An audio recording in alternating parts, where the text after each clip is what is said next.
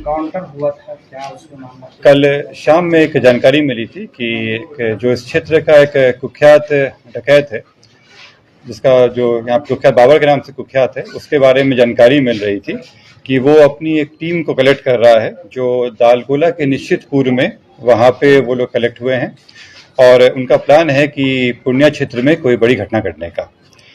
इसी में तुरंत अपने गुप्तचर के लगाए गए और इसमें एक टीम बनाई गई जिसमें पूर्णिया जिला बल के लोग भी थे और एसटीएफ के लोगों को भी रखा गया था।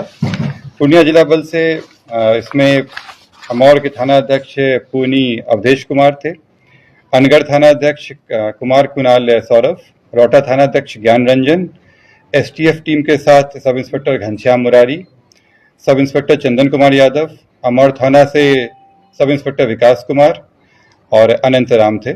साथ ही जेसी 814 संतोष कुमार, जेसी 986 मुकेश कुमार, जेसी 26 आनंद प्रियदर्शी, जेसी 1355 मुजाहिदुल इस्लाम थे। इसके अलावा पूर्णिया जिला के अन्य अधिकारी और फोर्स थे। जानकारी के हिसाब से जब टीम बनाई गई थी तो जानकारी मिली कि ये अमौर के एक गरहरा गांव में डकैती करने जा रहे हैं।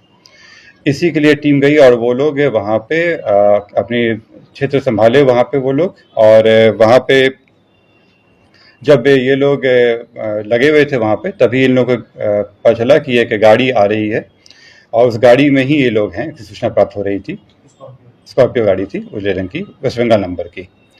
उसी को ये लोग रोकने की कोशिश किए तो वो गाड़ी भगाने की कोशिश किया, इनके द्वारा उसका पीछा किया गया। तो उसी क्रम में हलालपुर चौक से थोड़ा पहले जहाँ पे कंस्ट्रक्शन साइट बना हुआ है वहीं पे ये लोग को रोकने की कोशिश की गई, लेकिन ये लोग वहाँ से फायरिंग शुरू कर दिए और गाड़ी से उतर के भागने की कोशिश की है। पुलिस के द्वारा बार बार बोला भी गया कि पुलिस की टीम है वो सरेंडर कर दें, लेकिन वैसा नहीं किया गया, उनके द्वारा फायरिंग जारी रखा गया।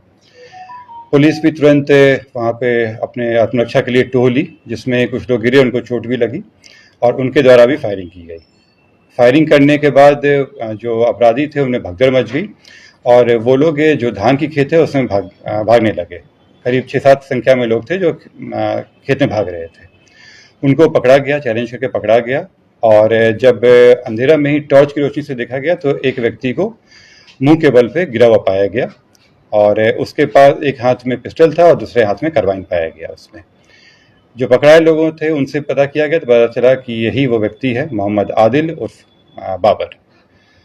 उसके बाद इंफॉर्मेशन पहुंची, उसके बाद जो एनएचआरसी के जो नियम है, जो गाइडलाइंस हैं, उसके तहत इसके लिए तुरंत एफएसएल की टीम को इन्फॉर्म किया गया। एफएसएल की टीम भागलपुर से आई, साथ ही शव के इंक्वेस्ट के लिए वहाँ पे जो एसडीओ हैं बायसी वो आई, उनके समक्ष में हुआ। साथ ही डेड बॉडी चालान भी बनाया गया। एफएसएल की टीम के द्वारा वहाँ पे जांच किया गया, जो चीज़ें थी उसकी रिकॉर्डिंग की गई, सभी चीज़ें रिकॉर्ड में की गई हैं। उसके बाद शव का जांच भी किया गया, उसके बाद से रिकवरी वगैरह भी हुआ। मैं बता दे रहा हूँ, कितना पुलिस में मामला दर्ज था सर? मैं बता रहा हूँ, सब डिटेल्स आ रहा हूँ। जब ये सब कुछ हो गया उसके बाद सुबह में डेड बॉडी को भेजा गया है पोस्टमार्टम के लिए। मैं आपको बता दूं कि जो बाबर है इस पे करीब 1 दर्जन से ज़्यादा केस हैं, ज़्यादातर डकैती के केस हैं। ये 2016 से ही एक्टिव था। ये किशनगंज, पूर्णिया, कटिहार और साथ साथ पश्चिम बंगाल में भी ये काफ़ी कुख्यात रहा है। इस पे कई तरह के केसेस हुए, कई बार क्या कुर्की भी की गई। ये केवल एक बार अभी तक किशनगंज में 2016 में जेल गया था, उसके बाद से ये फरार ही चल रहा था। हथियार भी बरामद सर हुआ? मैं आ रहा हूँ उसमें। इस पे तीनों जिला में पूर्णिया जिला से 50,000 का इनाम था, कटिहार जिला से 50,000 का इनाम था और किशनगंज जिला से 50,000 का इनाम था। इनके पास से काफ़ी संख्या में हथियार प्राप्त हुआ है। जो बाबर है, जो इसकी मृत्यु हुई है, उसके एक हाथ से देसी पिस्तौल था जिसमें 4 गोली लगी हुई थी, दूसरे हाथ में कार्बाइन था जिसके मैगजीन में 5 जिंदा गोली थी और पर्स में 7 जिंदा गोली पाया गया है उसके पास से। जो अन्य व्यक्ति पकड़ाए हैं, अन्य व्यक्तियों के पास से जो एक पहला व्यक्ति है दिलदार, इसके पास से एक लोडेड देसी कट्टा और एक 8 mm की गोली पाई गई है। नुरशीद आलम, ये बायसी के रहने वाले हैं, इनके पास से एक लोडेड देसी पिस्टल जिसको अनलोड करने पे 1 जिंदा कारतूस पाया गया है। इनके पास से एक मैगजीन भी पाया गया है जिसमें 3 जिंदा कारतूस था। सहीनुल उर्फ सैनुल, इनके पास से एक देसी पिस्तौल जिसमें एक गोली लगा हुआ था, साथ में इनके पास एक मैगजीन था जिसमें 4 जिंदा कारतूस पाया गया है। मोहम्मद असलम के पास से एक देसी कट्टा पाया गया है।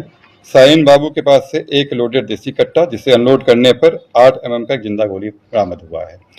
साथ ही जो स्कॉर्पियो था उसकी जांच करने पर उसमें विंडोलिया जिसमें 8 mm का 10 जिंदा गोली पाया गया है।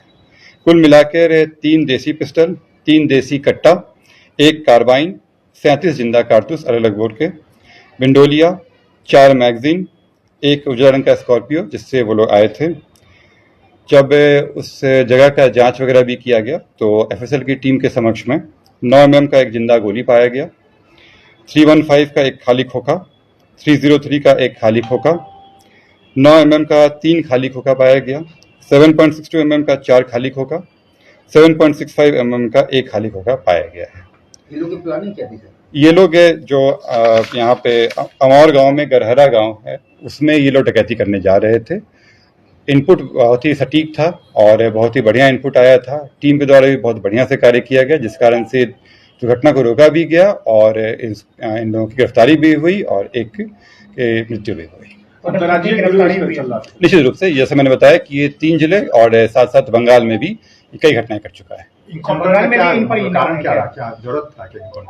कि जब इनको वहाँ पे रोका गया वहाँ पे तो ये फायरिंग करना शुरू कर दिए और फायरिंग करने के बाद जब पुलिस टीम के द्वारा अपना एक शील्ड बनाया गया उसमें तब भी इनकी फायरिंग चलती रही, तब पुलिस को फायरिंग करना पड़ा और तब ये लोग भागना शुरू हुए। पुलिस के द्वारा कितने राउंड फायरिंग की?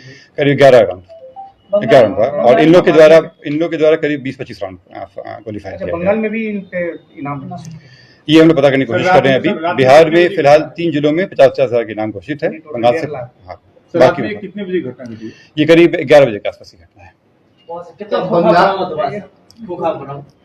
जैसे मैंने बताया आपको कि जो खोखा बरामद हुआ है उसमें एक 9 mm का एक जिंदा गोली है, 315 का एक खाली खोखा है, 303 का एक खाली खोखा है, 9 mm का 3 खाली खोखा है, 7.62 mm का 4 खाली खोखा है और 7.65 mm का एक खाली खोखा है। बंगाल में कितना इनाम रखा गया है? जिसमें बताया अभी आप लोगों को कि इस बारे में जानकारी प्राप्त कर रहे हैं, अभी कंफर्मेशन नहीं है। तो ऐसे ही तमाम खबरों के लिए आप सभी बने रहिए हमारे साथ और देखते रहिए बिहार उज्जवल न्यूज। अब तक हमारे YouTube चैनल को सब्सक्राइब नहीं किया है तो जल्दी से सब्सक्राइब कर लीजिए। फेसबुक पेज को भी फॉलो कीजिए। वीडियो पसंद आए तो खूब लाइक कीजिए, शेयर कीजिए, कमेंट कीजिए। वीडियो देखने के लिए आप सभी का धन्यवाद।